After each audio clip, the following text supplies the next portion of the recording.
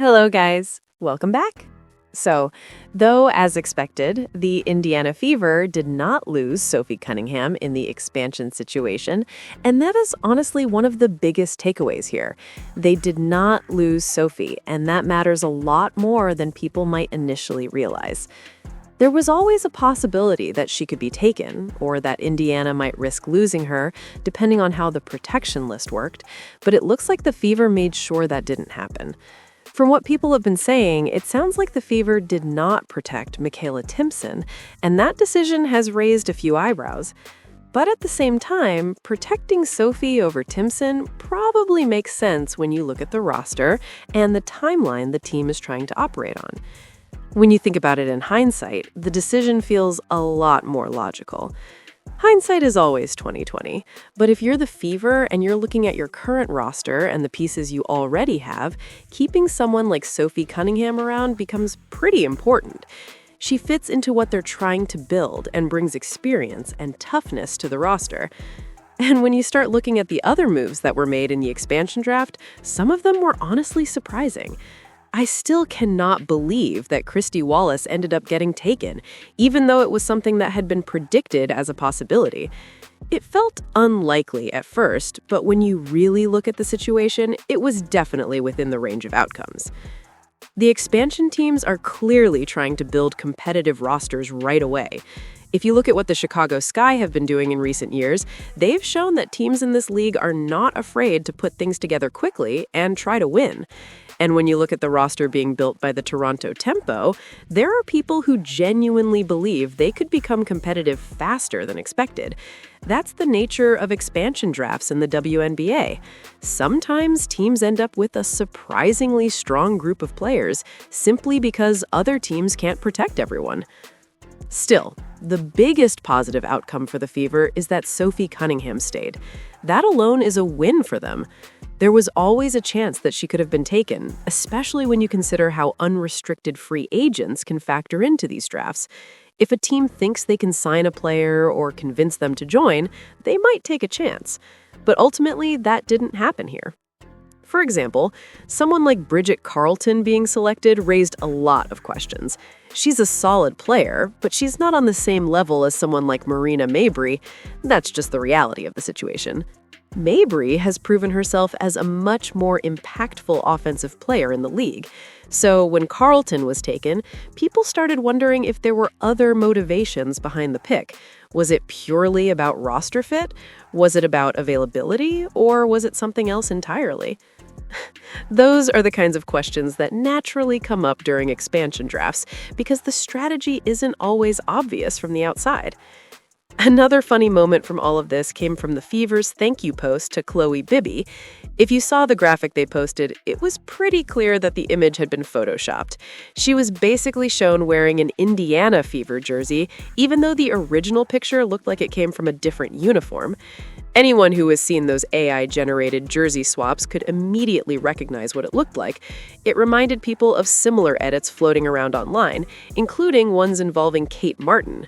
These kinds of edits have become pretty common in sports discussions online. But when you step back and look at the bigger picture, the Fever are actually in a decent position right now. They still have the core pieces of their roster intact. If everything goes the way many people expect, the main group of players will still be together next season. That includes Caitlin Clark, Kelsey Mitchell, Aaliyah Boston, Lexi Hull, and Sophie Cunningham. That core is still there, and that's a strong foundation to build around moving forward. The big question now is what the Fever will do with their draft pick. There's a real possibility that they could trade it. Some people think there's about a 50-50 chance that the team decides to move the pick rather than use it. That's because Indiana might prefer to add a player who can help them immediately, instead of bringing in another rookie who might take time to develop. One idea that has been floated involves reaching out to the Golden State Valkyries about a potential trade. Hypothetically, Indiana could offer the number 10 pick in exchange for a player who already has professional experience. Someone like Ileana Rupert could fit that description. Rupert, playing at the power forward spot next to Aaliyah Boston, could actually make a lot of sense. She has the ability to stretch the floor, she moves well for her size, and she can contribute on the boards. That type of player would complement Boston nicely in the front court. Another interesting detail from the expansion draft was the confusion around Lexi Held. Some people initially thought the pick involved Lexi Hull, which caused a lot of reactions online before everyone realized it was actually Held. Hull is a key part of Indiana's rotation, so losing her would have been a much bigger deal. Fortunately for the Fever, that wasn't the case. When it comes to Timpson, the reality is that her potential as a player is still largely hypothetical. She's extremely athletic, but the production hasn't been there yet. If you watched her play overseas in European competitions, including the EuroLeague, there were games where she struggled to get consistent minutes. In some cases, she was even receiving DNPs, meaning she didn't play at all.